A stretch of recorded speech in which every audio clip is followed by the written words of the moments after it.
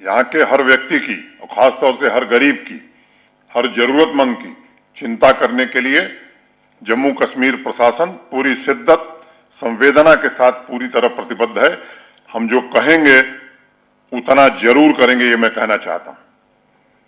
अभी हमारे 2 जवान जो अरुणाचल केवलांच में शहीद हो गए थे, देश के 7 जवान शहीद हुए थे, अभी उनका शव आया है। एयरपोर्ट से वो गांव की ओर, अपने घरों की ओर रवाना हुए हैं। मैं अपनी ओर से, आप सबकी ओर से उनकी पुण्य स्मृति को प्रणाम करता हूं, श्रद्धांजलि देता हूं।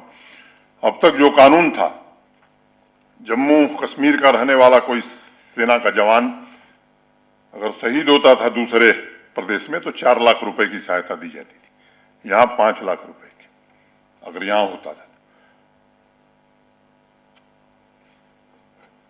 हमसे लोग मिलते रहे, आर्मी के लोग भी, उनका जो संगठन है वो भी मिलता रहा है। उनकी मांग थी कि देश के दूसरे राज्यों में ये जो अमाउंट है वो बहुत ज्यादा है। वो प्रक्रिया में था। मुख्य सचिव, जैसे मुझे जानकारी मिली, मैंने उनसे बात की। उन्होंने कहा कि बस 1-2 दिन में फाइल आपके पास पहुंचने वाली है। हमने कहा कि 1-2 दिन नहीं, आज जो 2 शहीद हुए यहीं से शुरुआत करते हैं और ऐसे हर शहीद को, चाहे बाहर शहीद हो चाहे जम्मू कश्मीर, 25 लाख रुपया जम्मू कश्मीर प्रशासन देगा। एक भर्तियों को लेकर के बड़ी सारी चर्चाएं हो रही, मैं विवरण में नहीं जाना चाहता हूं, बस 2-3 बातें मुझे कहनी। पिछले दिनों एक फैसला किया गया है कि 31 अक्टूबर 2019 के पहले जो पद विज्ञापित थे, जिनके परिणाम नहीं आए हैं, मैं दोहरा रहा हूं, जिनके परिणाम अभी तक घोषित नहीं हुए, माने जिनके रिजल्ट डिक्लेयर नहीं हुए, उनको हम वापस ले रहे हैं। कारण मुख्य रूप से 4 कारण मैं बताऊंगा। कई ऐसे पद हैं जो 2004 में विज्ञापित हुए थे और 2022 में हम खड़े हैं, अभी तक 18 साल में नियुक्ति नहीं हो पाई थी। रिक्रूटमेंट के सारे नियम बदल गए,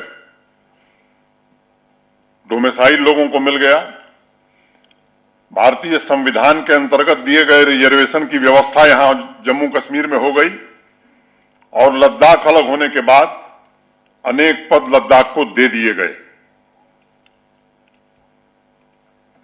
स्पष्ट रूप से मैं कहना चाहता हूं, जो पद वापस लिए गए हैं उन्हें आने वाले 2 महीने में हम विज्ञापित करने वाले हैं और तीव्र गति से, जिस तरह से 11,000 भर्तियां हमने की हैं पिछले 1 वर्ष में, उससे ज्यादा आंकड़ा है, मैं द्विवेदी जी बताएंगे, वैसे ही आने वाले समय में शीघ्रातिशीघ्र इन भर्तियों को करेंगे। एक प्रश्न उठता है कि जिन लोगों ने पहले आवेदन किया था उनका क्या होगा, उनका दोष क्या है। 1 टाइम रिलैक्सेशन उन्हें देंगे और पूरी तरह पारदर्शी तरीके से। मुझे एक बच्ची मिलने आई थी कठुआ की, निशा शर्मा, मिठाई लेकर के आई थी। मुझे बताया गया कि एक बच्ची है बाहर खड़ी है, मिलना चाहती है। मैंने कहा बुला लो। तो उससे मैंने पूछा तो उसने कहा साहब हमने तो स्वप्न में भी नहीं सोचा था यहां बिना रसूख के भी नौकरी मिल सकती है। मेरे पिता तो सब्जी का ठेला चलाते थे और आज मैं जम्मू कश्मीर में अधिकारी बन गई, वो भी आधा किलो मिठाई लेकर के आई थी। मैं समझता हूं ये स्वप्न में भी जम्मू कश्मीर में संभव नहीं था। पूरी तरह से पारदर्शी व्यवस्था के आधार पर, योग्यता के आधार पर। और मैं चुनौती के साथ कहना चाहता हूं कि जो भी नियुक्तियां हुई जम्मू कश्मीर बैंक में या एसएसबी और पब्लिक सर्विस कमीशन में, एक भी नियुक्ति पर कोई उंगली नहीं उठा सकता है।